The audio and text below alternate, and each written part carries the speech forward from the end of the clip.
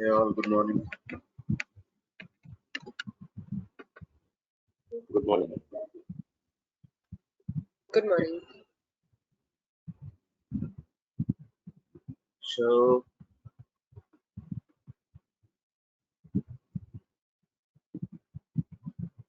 we understand from our previous sessions to build any application for any application using Spring. Okay, while using Spring,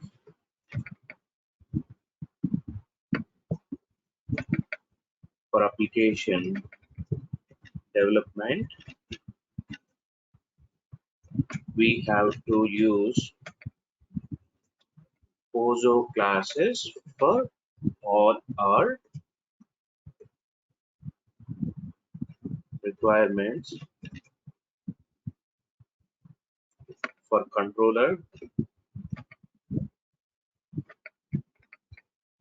So we generally implement controllers.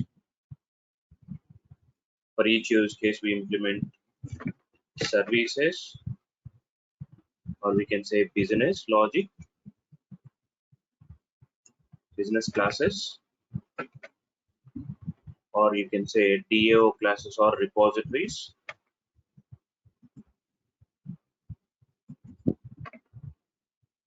And utility classes, any helper classes or utility classes. Okay, so it can be any class for your implementation, either controller or business DAO or any utility classes.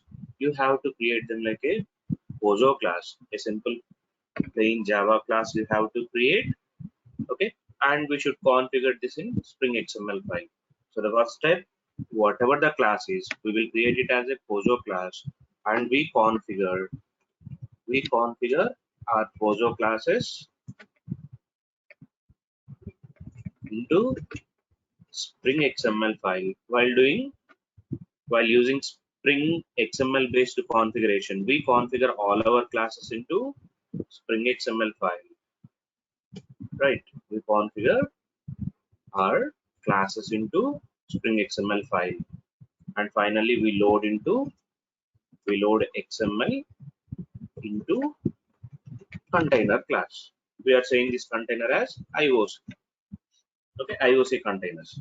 So then container duties. What container will do once after I did with this my implementation.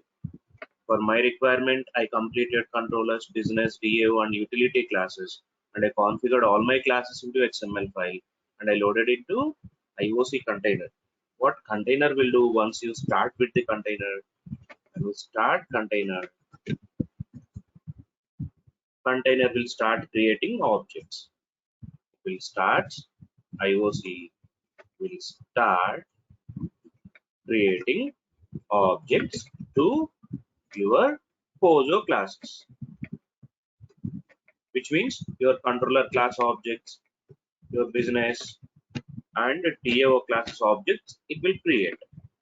Once after creation of your object, IOC will start dependency injection. Dependency injection what? So whenever you implement your MVC classes, one class methods may need to call into another class.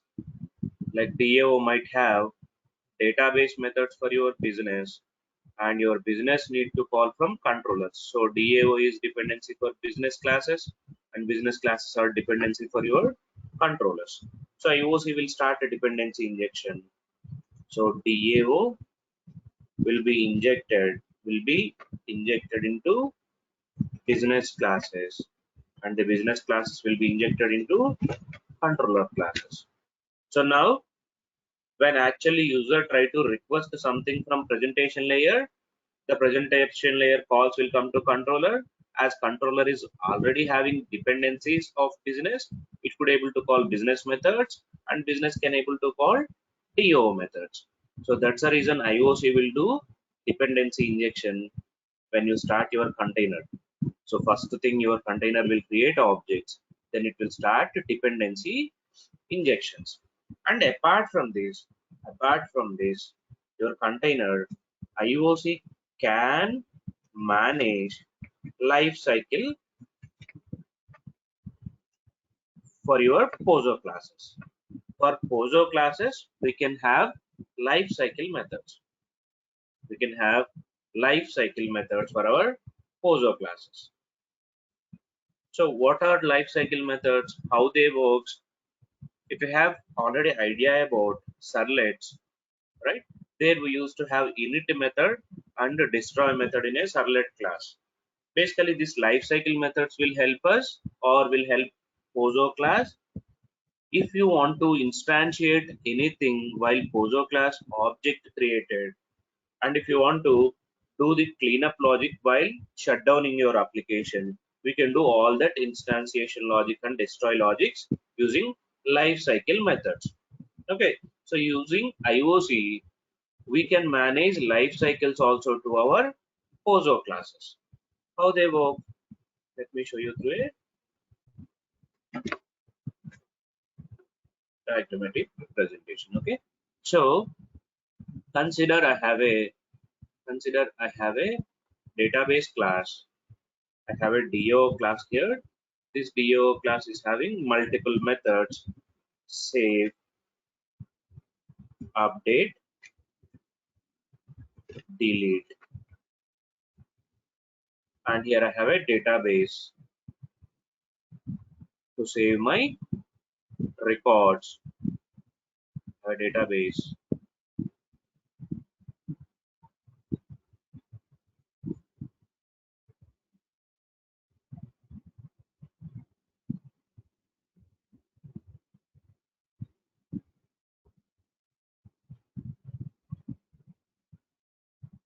So now, whenever the user wants to save data, whenever you want to save the data, what generally we need to do? You want to connect with database. First, we need to open connection, and then you need to implement logic, the save operation. Save we need to do, then finally we need to close connection. If you want to do database operations here, you need to open connection first. The first step, you need to open connection, then you need to save the data. Finally, you need to close the connection.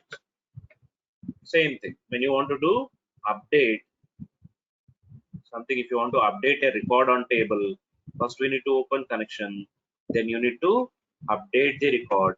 You need to update record, and finally you need to close the connection. Same thing with delete. Open connection, delete record, close connection. So every time if you see, all your methods are having some common implementation: open connection, close connection, open connection, close connection, and open, close. Whatever number of methods you have, all that methods are having some common logic: open connection and close connection every time. So instead of opening connection for every user request and closing connection every user request, in case if you have a feature that while creating DO class object itself, you can able to, if you can able to initialize something. If I have something init method, if I can keep my open connection logic here, and if I could able to use this open connection logic everywhere in all our methods, I can able to remove this open connection repeated logic whatever I have here. I no need to open connection every time, because my init method will execute at the time of object creation itself. So the only one time this task will execute at the time of DO object creation itself. And here your methods can utilize this connection. They can utilize this connection. Whatever you open here, you can utilize this connection inside the save method and the update method and delete methods for doing your all save, update, delete operations. And finally we need to close connection. So whatever connection one time opened, if I close that connection inside save method, then this connection may not available to other methods. So this close connection I need to do at the time of DO object destroy. So when and how these objects are creating, While using IOC, IOC is creating object at the time of server startup itself or at the time of IOC startup itself. So while your object creation, after your object creation, container will do this initialization also. Your IOC will call init method and it will create connection object, and you can utilize that connection throughout your application. And while you shut down your container, if you want to call, while you shut down your container, if you want to call destroy method, you can implement a destroy here. You can implement a destroy here. This destroy, in this destroy, you can have all your cleanup logics. So the connection close logic, if I can write here, you don't need to keep this logic here every time. You can override this. You can remove this here. You can remove this here, and the connection close will be taken care by IOC at the time of your server shutdown itself.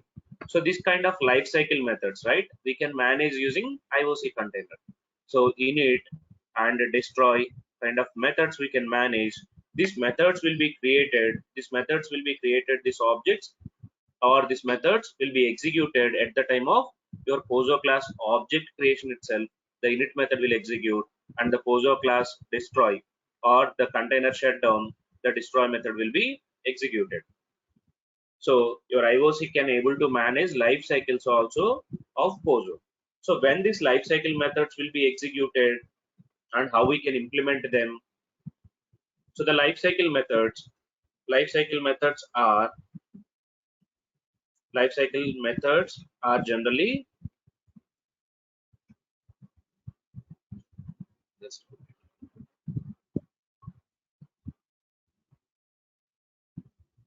yeah.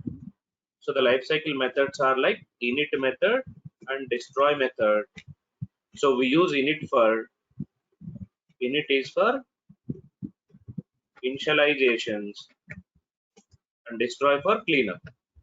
We use init for initializations, the destroy for cleanup. Clean up the initializations.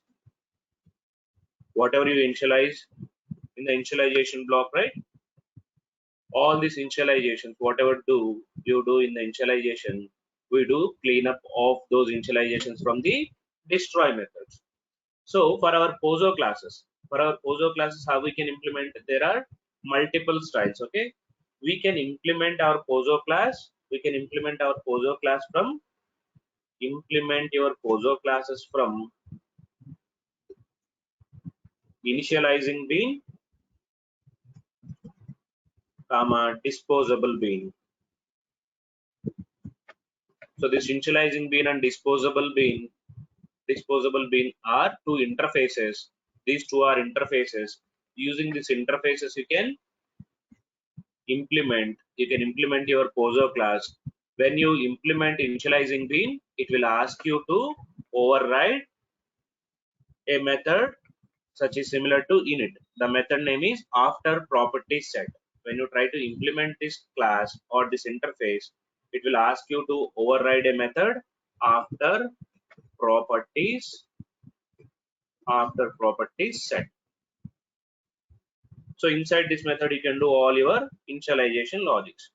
You can do all your init logic. And when you implement your POSO class from disposable bean, you can override destroy method of disposable bean. There you can write all your cleanup logics. So after properties set will act like a init method, destroy will act like a clean method. Okay, here you can do all the cleanup operations. Here you can do all the initialization operations. This is one approach. Okay, IOC can manage life cycles of your POSO. Those life cycle methods are like init and destroy. We can do implementations of this init and destroy by using multiple approaches, out of which one is the programmatic approach by overriding initializing bean after property set method and disposable bean destroy method. We can implement life cycles to your POSO classes. So when these life cycle methods will be executed, after property set will execute, after POSO object creation after properties set method will be called for initializations, and destroy will call at the time of IOC shutdown. We can shut down IOC by calling some kind of close method. When we call close method, IOC will shut down all your classes. Something like your Tomcat server or any other servers will act right. Similar way, here when you start your IOC container, they will start creating objects and they will do the dependency injections. Once done with that, it will call the init methods of all your classes. So application execution will start. So users can able to use these initializations and they can able to do all their CRUD operations. So after some time, right, when you want to shut down your application, when you shut down it, then the destroy method will do all the cleanup operations. Whatever the resources you utilize here, that resources will be cleaned up. So again, when you restart your application, again it will do all the initializations. So in general, right, in real time, what we do, instead of opening or open connection logics here, you may have here connection pool logics. You may get multiple connections here. You can put all that connection logics or the open connection logic and putting into connection pool you can do here. So all that connections you can utilize across your methods, and finally connection pool we can close under destroy method. Okay. So any initializations you can do here and any cleanup operations you can do here. If at all you want to utilize them throughout all your methods in its life cycle. Okay. And one more approach, in case if you don't want to implement your POSO class from this interfaces, initializing bean and disposable bean, there is one more approach. Okay, there is one more approach. Just create your POSO class. Okay, just create POSO class with required naming conventions, with your required naming conventions for init method and the destroy method, for init method and destroy method, which means here you can create any name like init method. I want to put the method name init method. Okay, you can use init method, and for destroy you want to name it destroy method, you can use it. So just create your POSO class with required naming conventions for init method and destroy method, and finally in XML file you need to configure while configuring your POSO class. So let's say my POSO class name is class test, and I have a init method destroy method. So you need to configure this in a POSO class using bean id, your class reference, and your class name. And here we have one attribute name called init method. In XML we have an attribute name called init method. So init hyphen method is equal to, what is your init method? My init method name is init method, and destroy hyphen method. So here you can put destroy method. So this is one more approach. Using XML file itself, you can say to your container, this is my init method and this is my destroy method. Okay, instead of directly implementing interfaces, create a simple class without implementing any interface, and you can do XML based configurations also. And there is one more other approach. In case if you don't want to configure anything in this XML file, okay, if you don't want to configure any init method or destroy method in XML file, you can do one more thing using annotations. Can you please go on mute?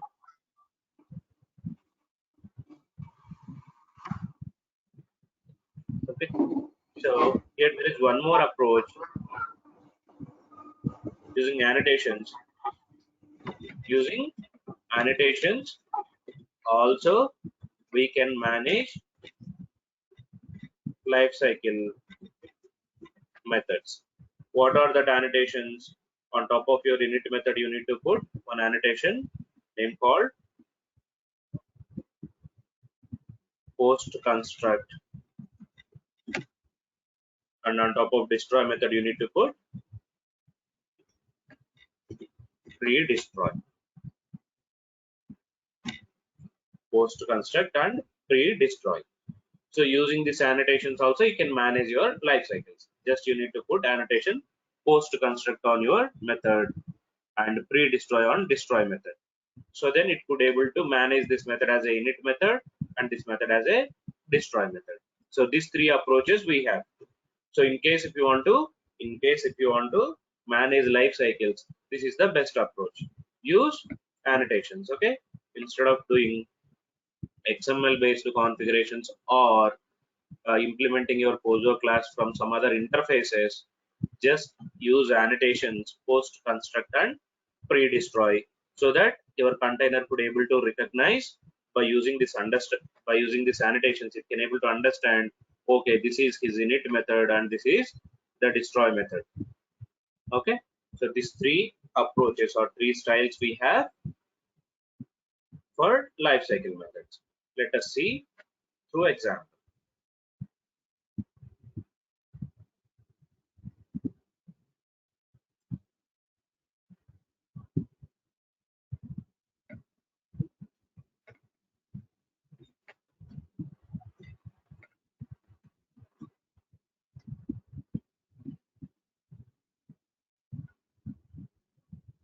In very rare cases we use these life cycles. Okay, in general we will not use in implementation.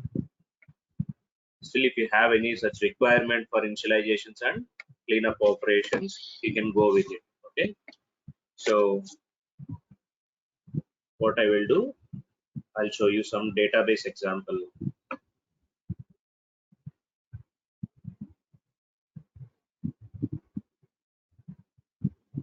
So here I included my Oracle database jar also. I'll connect with Oracle database and I'll show you how the connection is creating and how it is closing through the life cycles. Okay, so the first approach we thought using interface. Okay, so student DAO, I'm creating a student DAO by using interfaces, implements, initializing bean,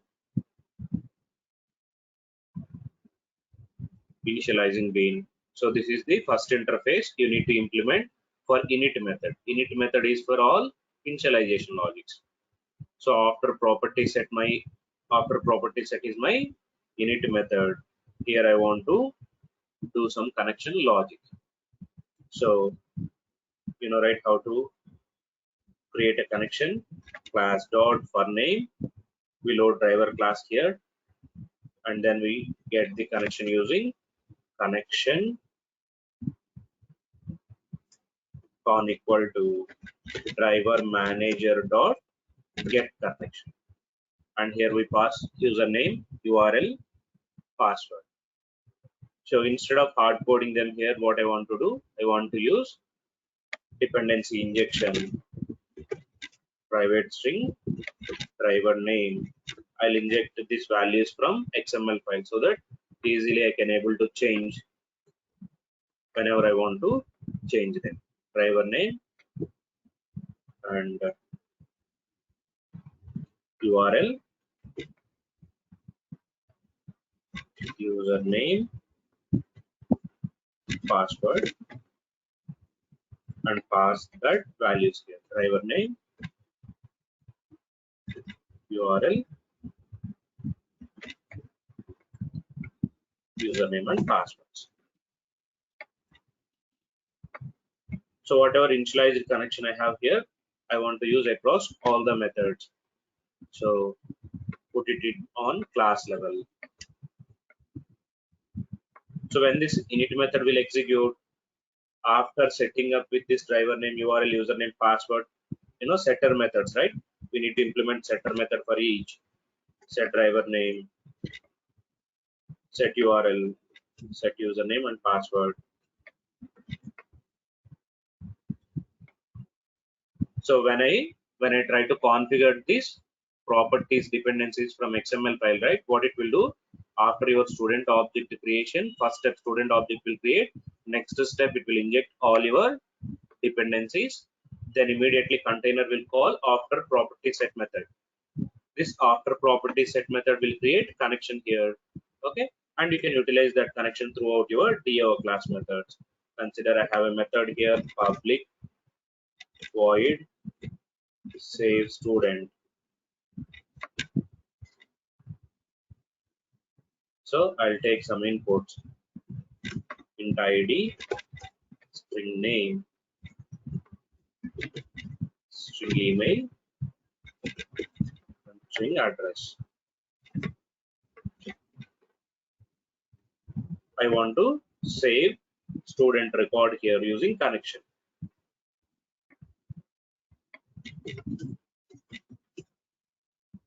So now how to do that? Use connection dot prepare statement, insert into, I'll create a table DS student, insert into DS student, values,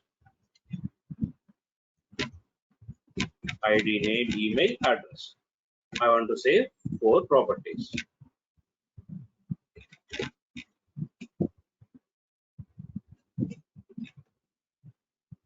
So you will get prepared statement object. Using this prepared statement, you can set in the first column. I want to insert ID. Thereafter, I want to insert name, email, and address.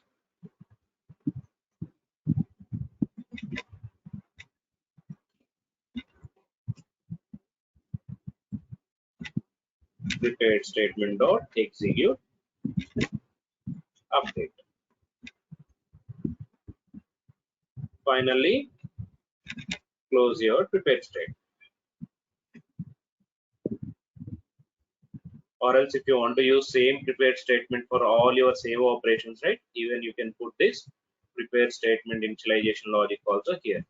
You know, right, how prepared statement works. It will create once and it will make it available for lifetime. So create prepared statement here and utilize that prepared statement for all your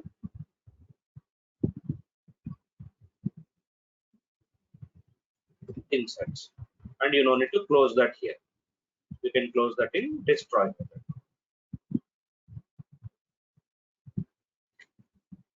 And similar way, in case if you want to update student,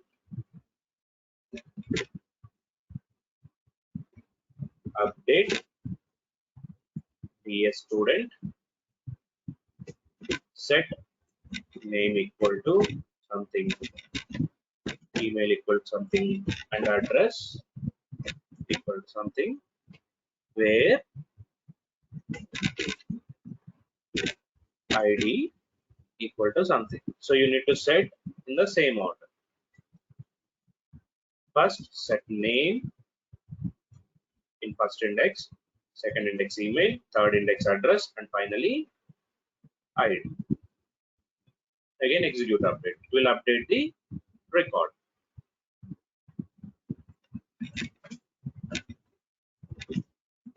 Save success.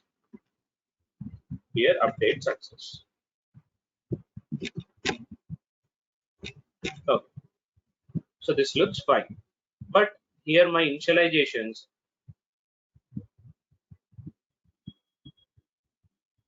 okay, it will override, right? Create 2 prepared statements. One is for save, prepared statement 1, prepared statement 2 for update operations. So prepared statement 1 is for save operation and 2 for update.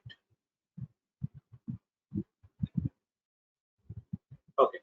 So here you have opened two resources. One is connection and one is prepared statement. One is connection and other one is prepared statement. In case if you don't want to repeatedly create statements for the update also, you can remove this logic here and here. Okay, just do only once.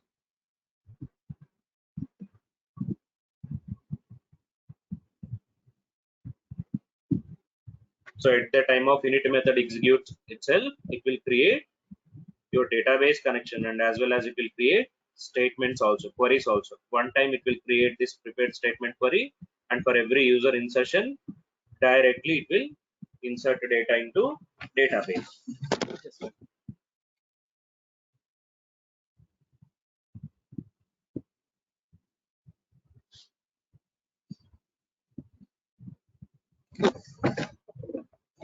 Okay, but this initializations will happen at your object creation itself. So after POSO object created and setters executed, this will execute. This method will execute after POSO object created and setters executed. Now, anyway, these connections and statements I am using here for my insert and update operations. Now, whenever you want to shut down your application, you need to close these resources whichever you opened under your init method. You need to close these three resources: connection and prepared statement 1 and prepared statement 2, which are created one time. You need to do the cleanup operation. Otherwise, the resource leakage will happen. So you need to implement one more interface, disposable bean. Use disposable bean, and it will ask you to override one more method name called destroy. So in this destroy method, do connection dot close, prepared statement 1 dot close, and prepared statement 2 dot close. So all this will be executed at the time of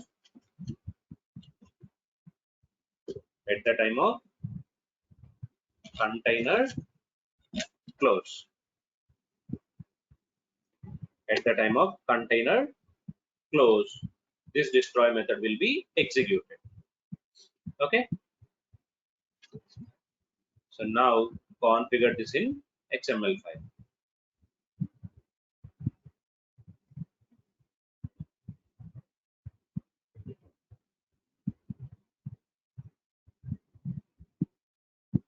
So bean or bean ID student DAO,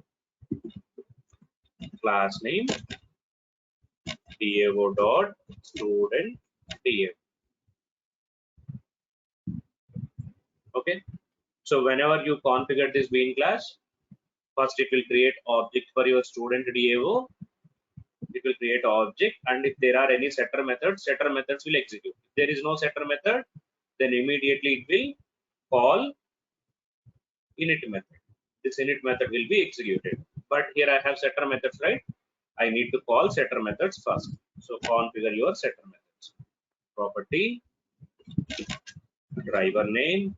How many properties we have? 4. Driver name, URL, username, password. Driver name, value. Oracle dot Jdbc dot Oracle driver.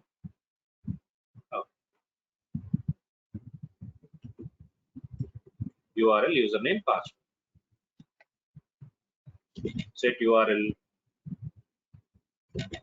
Jdbc colon Oracle colon bin colon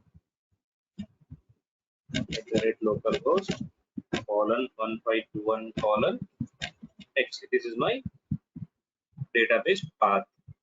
in the username system, and the password is admin. Username and password.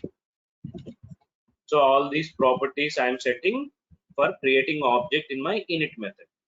So using this same properties only, I am creating object in my init method, and this init method will be executed. This init method will be executed after this setter methods only. So comfortably it can able to utilize whatever the properties I am setting from here. Okay. And when destroy method will call, destroy will be called automatically when we shut down your server. When we shut down a server, then destroy method will be called. Now try to load this into our application class.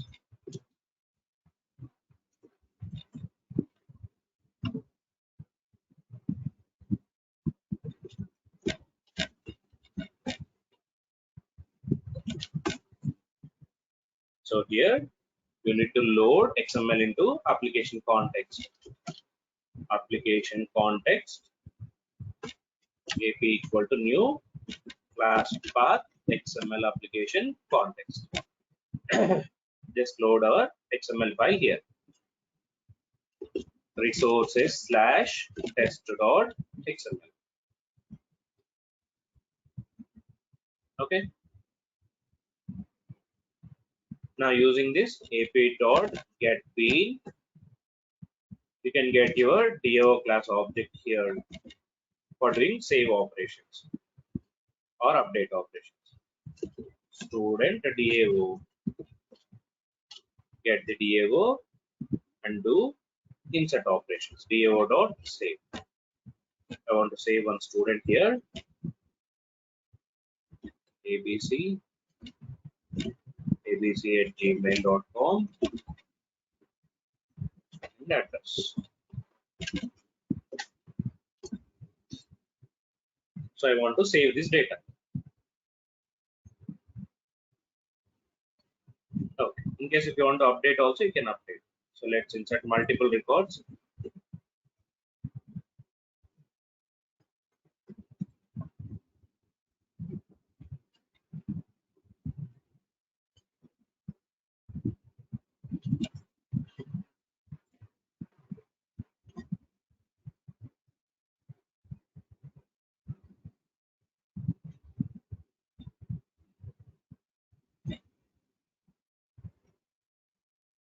Okay.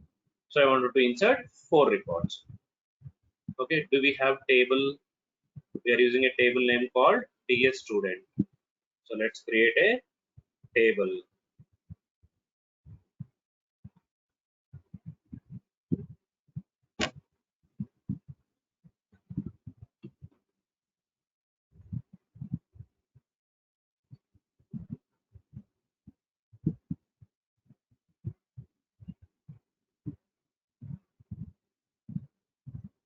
Open your database, and so you can use any database. If you have MySQL, you can use MySQL also. Create table. Table name is DS student. It has one ID, data type number, name, var2 of 50, and there are 2 other columns: email, address.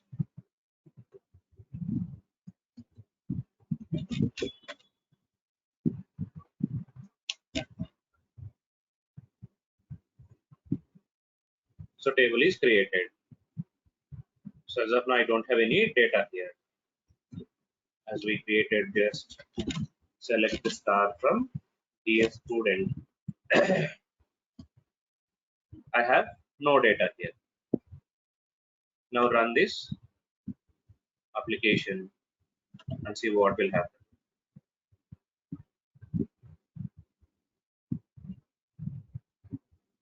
So after POSO object created and setters executed,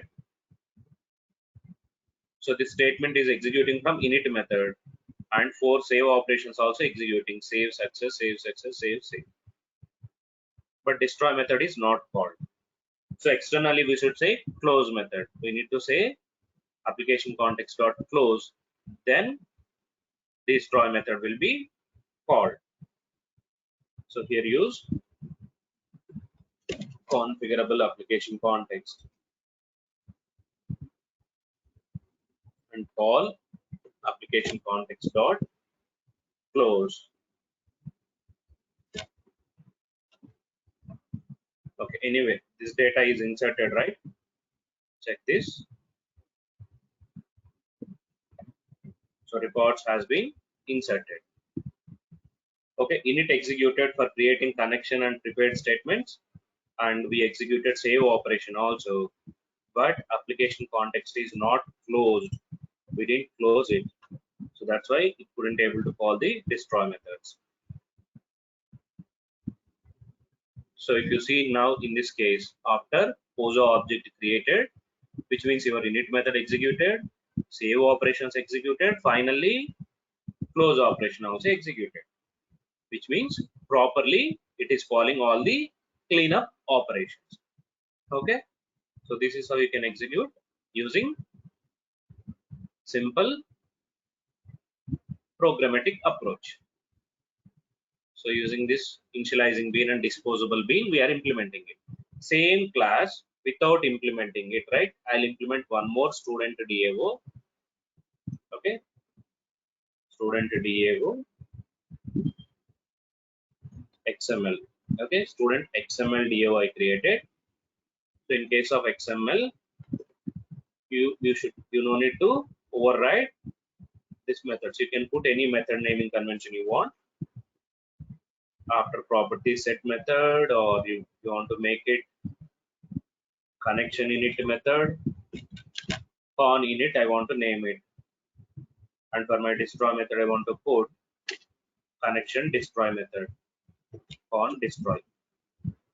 Now if you want to treat this con destroy as a destroy method, so if you want to configure this as a destroy method and this one as a init method,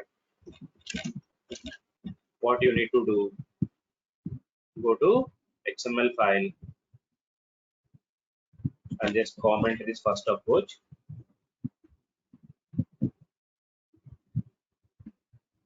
Okay, let's create one more bean here. So I commented this, right? So this will not use. So student DAO, the class name is student XML DAO.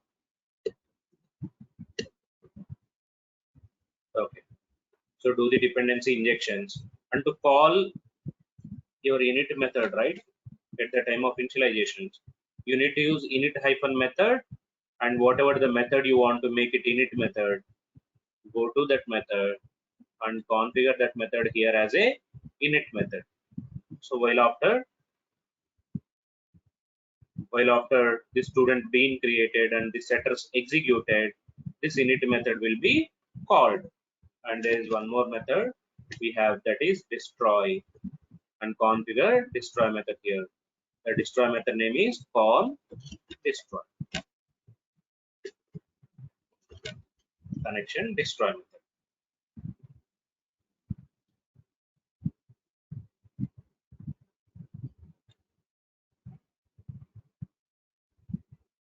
Yeah. So now try to execute it. So let's insert some other records with ID 8, 9, 10, 11. Run it.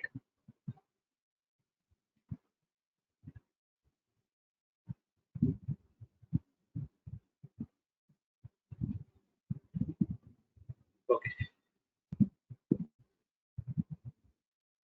So we need to get student XML DAO. Let me do this.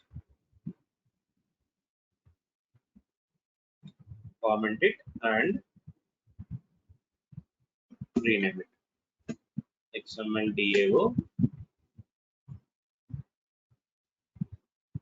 and run it.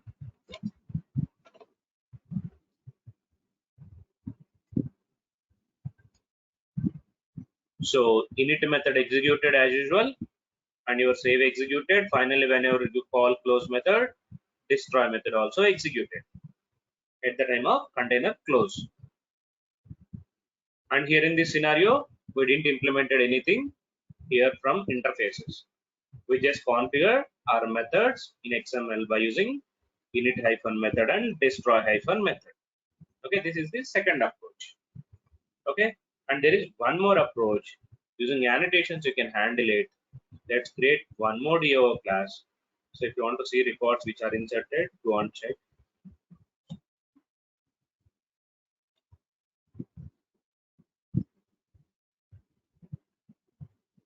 8, 9, and other 2 records also we inserted, right?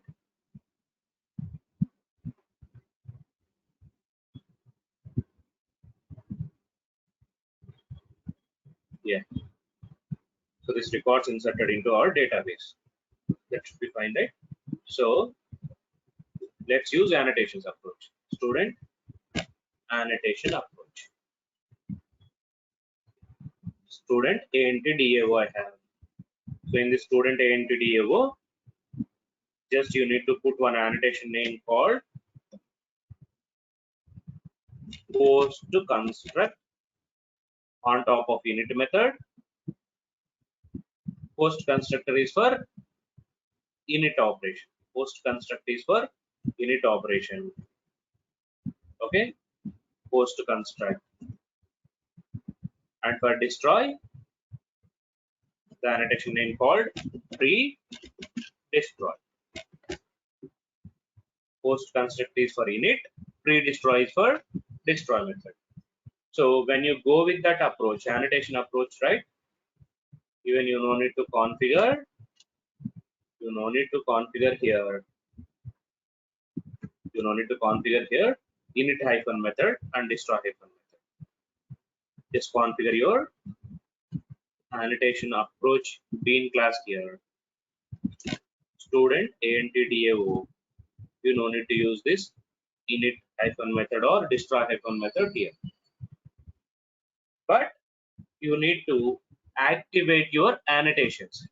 Okay, you need to activate your annotations. As I'm using annotations, right? I should inform container that I'm using annotations. I need to inform IOC container that I'm using annotations. So you need to activate them. To activate your annotation, okay, we will use XSD based configuration here. Using XSD based, simply we can activate all the annotations. Let me get XSD. Let me copy some XSD.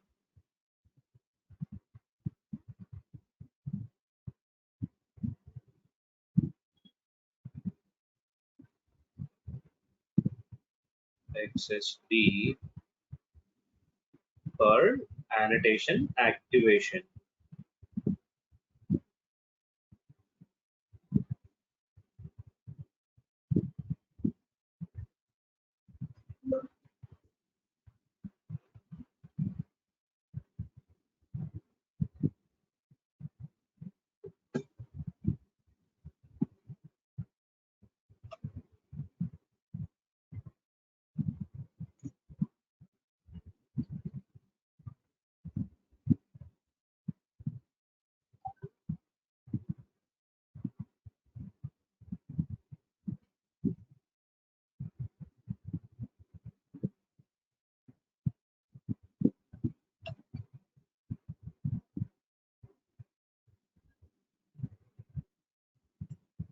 Okay, I'll use here schema based configuration. Just in place of DTD, I'm configuring schema.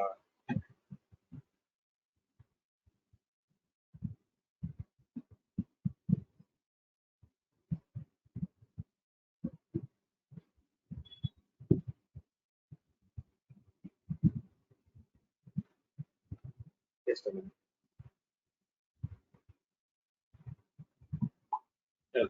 So to activate annotations, right, we use this context namespace. We'll discuss about it later. Okay, so context colon annotation config. When you config this, right, it will activate many annotations. You can read through this doc also. Here it is saying it will activate auto wire required. There are many other annotations we are going to use, okay, in our next sessions.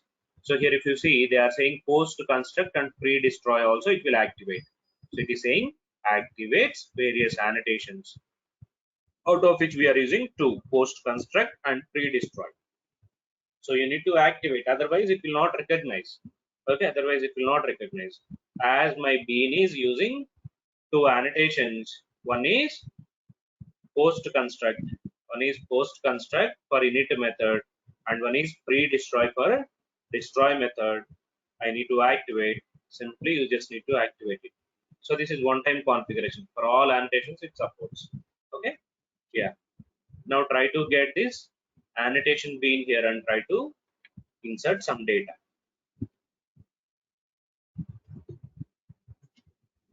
Student annotation DAO. Get the student annotation DAO object and insert some new records.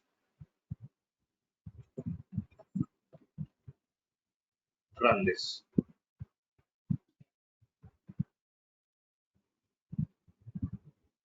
See, after property set executed, so your POSO instantiated and save operation executed. Finally, it is calling destroy method.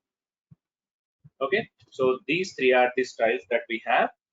These three styles we have for managing life cycles of our POSO classes. Okay, so the first approach is by implementing our class from initializing bean and disposable bean. So when you implement from this initializing bean and disposable bean, you need to override for init method after property is set, and for destroy method you need to override at the rate here destroy method. So when we go with XML approach, you no need to implement your class from any interface. You just simply have your init method and destroy method and configure that method here using init method and destroy. In the third approach, you no need to configure any XML init or destroy, or you no need to implement any interface also. Simply use annotation post construct for init, pre destroy for destroy method. Okay, just give me 2 minutes, I'll come.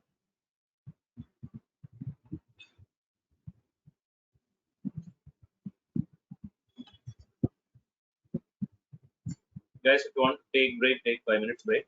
We'll continue. Okay.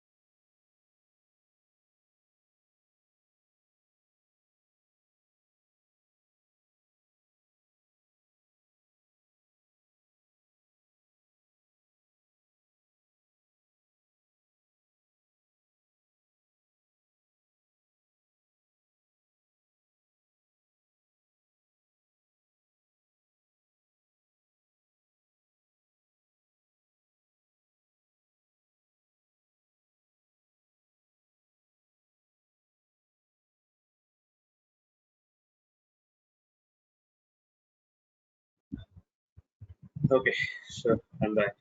So do you have any questions for this lifecycle methods?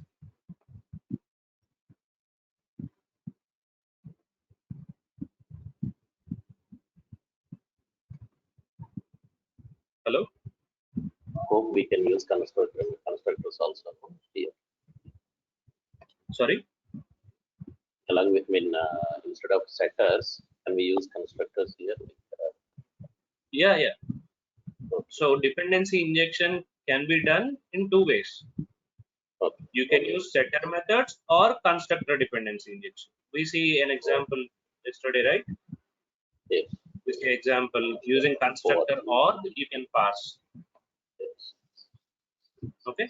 So yeah, we can use connection. Yes, as these are mandatory, right? As these are mandatory properties, which are this driver name, URL, username, password are mandatory properties. So when they are mandatory, in case if you want to, make them compulsory, you can inject them through constructor. Okay. So if you want to do that change here, let's do, instead of having this many setter methods here, let's have one parameterized constructor. So generate constructor using fields.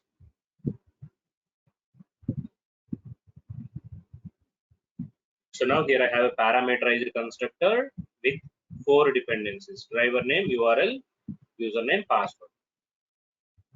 So for this annotation DAO, now here you can use constructor or.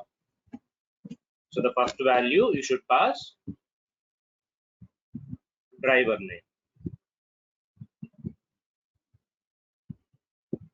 and you need to pass 3 more properties: driver name, URL, and username, password.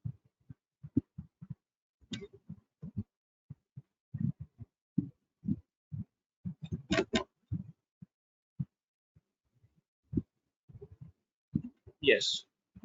So this is how you can do constructor dependency injection. Okay, as this is constructor, I cannot. I mean, I must need to pass all the values. I should not skip any input. Compulsory, I need to pass this 4 so that it will make sure the properties are available for connection creation. Yes. But you understand the overall concept, right? Why init and why destroy methods are for any initializations and cleanup operations. We can utilize them, which you want to execute at the time of your application starts. Init will execute. In general, right? Let's say if you are doing production for every month, so when you start your production deployment, on the deployment time itself, it will start your init methods. Whenever you try to restart your production servers or whenever you move new versions, right, then it will execute destroy methods. Until then, the same connections will be utilized for all the users. So it will reduce a lot of traffic between database and application for opening connection and closing connection. Instead of it is doing for every user request and response, only one time it will open and it will keep it available for all the users. And once the container shutdown, then only it will do the cleanup. The connection it will again return back to the database. So in general, instead of a direct connection, we will use connection pools. Okay, we will see that connection pools also later. Are we good? Yes. Okay. So yeah, so we understand that using our IOC container, once again revising, right? Once again, so using our IOC container, we can manage all our MVC classes. Okay, so we can manage all our MVC classes, which are controllers, business, DAOs, or utility classes. Just we need to configure our controller classes, business classes, DAOs, and utility classes in a XML file using a simple doing tag. and you need to load that XML into IOC container. Then container will take care of your classes. So container will do what? It can create objects for your classes. It can do dependency injection into your classes. It can manage life cycles also for your classes.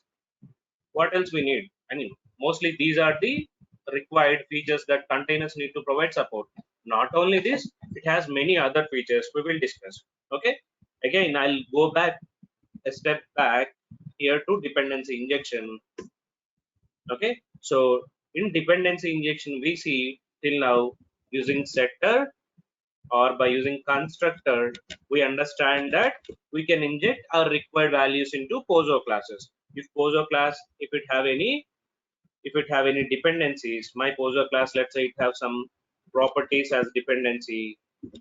Okay, a simple string, consider this driver name URL, driver URL, username, password, kind of dependencies I have. So all these dependencies you can pass through setters or constructors. Not only these primitive data types, your class may have some other class dependencies also, other class dependencies that we can using reference, we can inject it. Apart from this, right, we tried all the primitives and other class dependencies. Apart from that, your class may have collections dependencies also. Your class may have some collection dependency.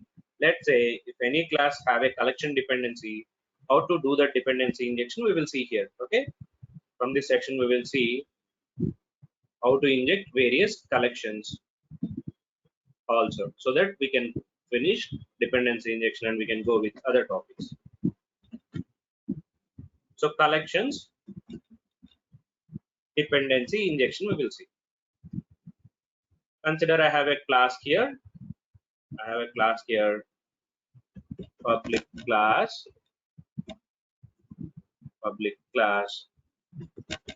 product. I have a public class product, and this class is having dependency private list of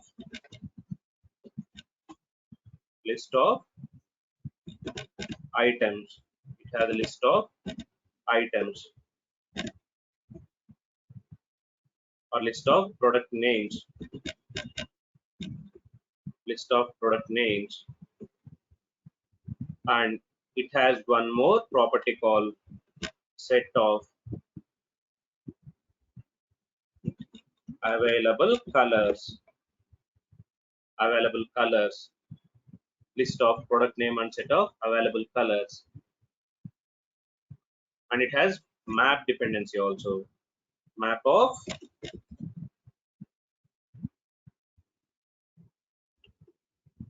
available stores. Okay, so product names and colors and available stores. I have these three types of dependencies. So one is list of product names, and one is set of available colors, and one is map of available stores. Okay, so now I want to inject this list set map type. Consider I have setter methods here. Consider here I have setter method for injecting this product name, available colors and available stores. So how to inject this list values from our configuration file? Bean class product, in between bean and bean, when you call setter method, property name, product name,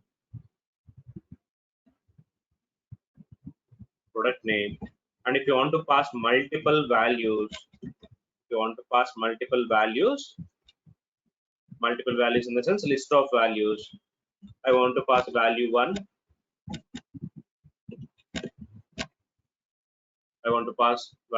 here. So the product name AC,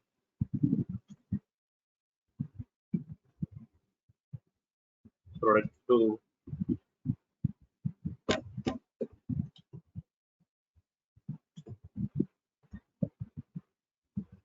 fridge, something like this. I want to pass multiple values here.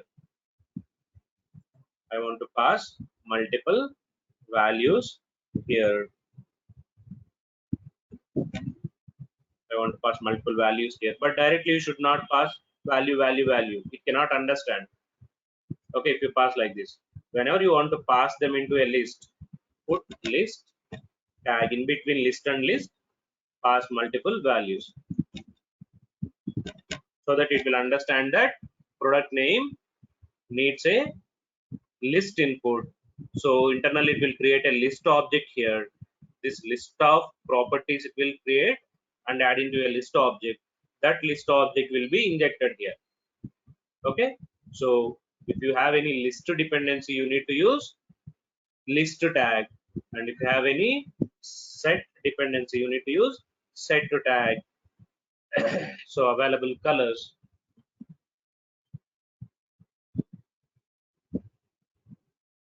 So if you want to put colors here, white, green,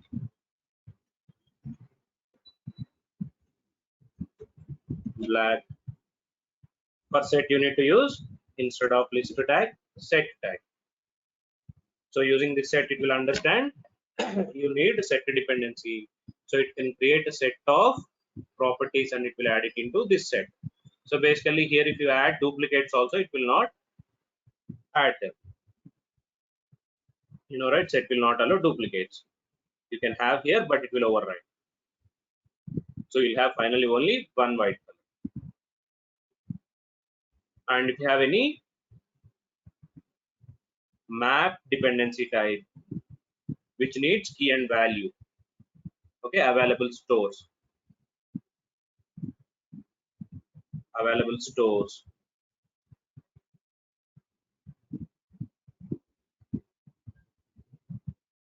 So when it is map, you need to use map tag here instead of list or set.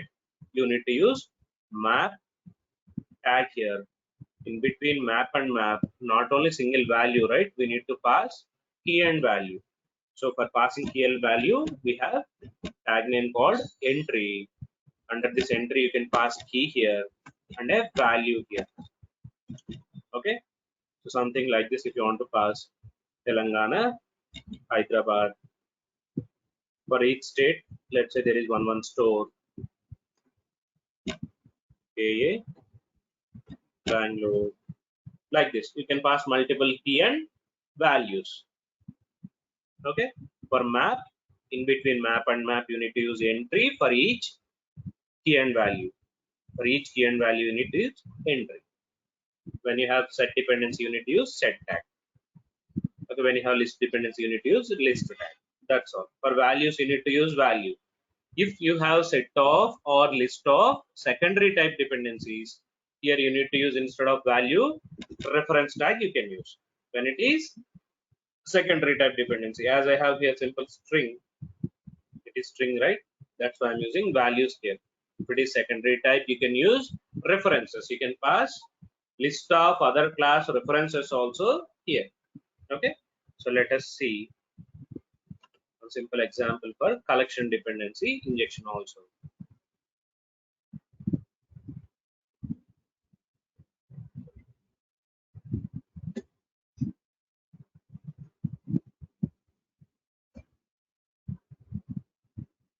Dependency injection of collections.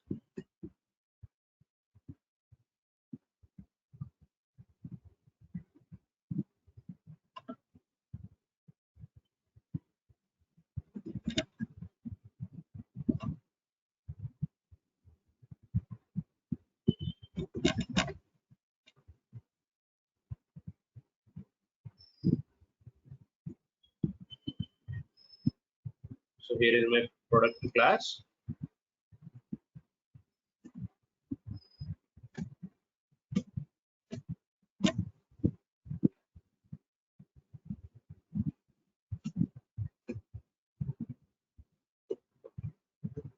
So put your setter methods here. Set names, set colors, set stores. Now if you want to print them, you just write a method here, or else I'll just override toString method to show them. Override toString. Okay. Now I'll try to pass list of product name, set of available colors, and map of available stores from XML file. So before that, right, let's add jars.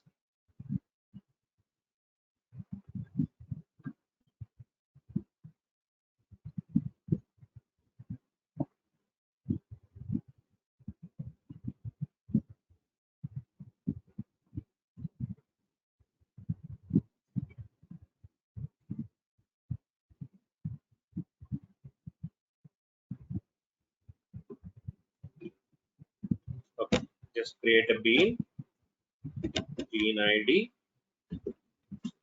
bean class, beans dot product class. Now my product class is having these dependencies. Add them property product name. Okay, so product name is a list type. So when you have list type, right, use this list. In between list and list, you can pass required number of values. And I have another property called available colors. So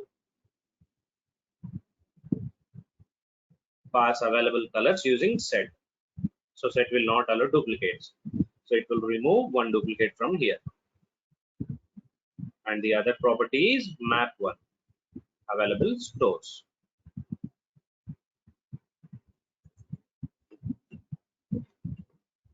Okay. So here I need to enter a key and value. That's it. Create a main class and run it.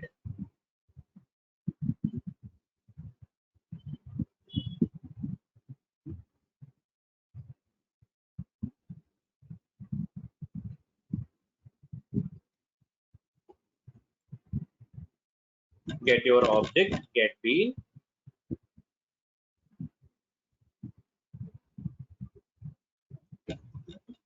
product,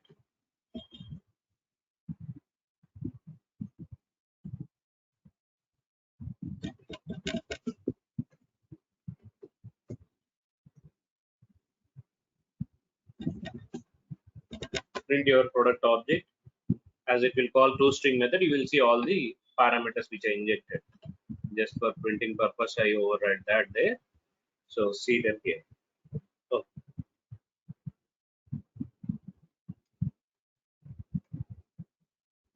What did we miss? This console.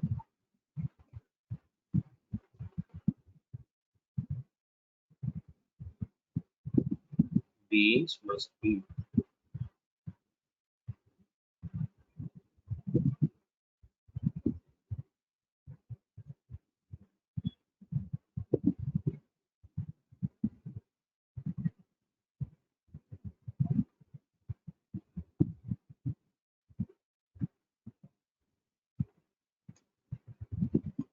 error line number 35. Sites parser exception. Beans must be terminated. Okay. So between bean and bean, we need to pass this. I created a bean and I close the bean. Extra one more bean, closed. Okay.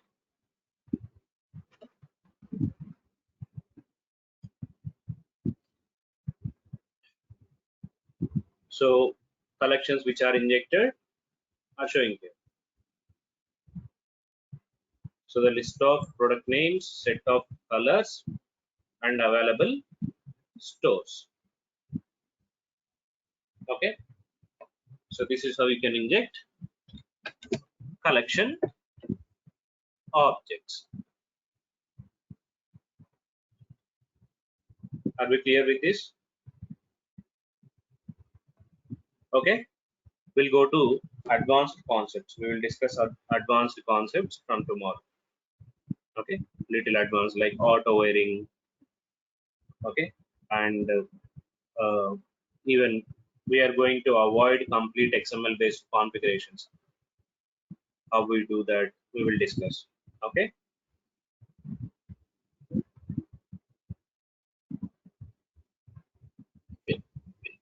Yeah. So this examples also I'll forward. Already I sent you the examples till yesterday. Okay. And today I'll send you the material also.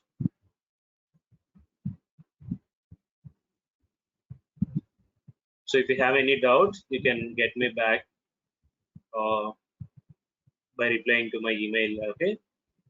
So I can connect with you.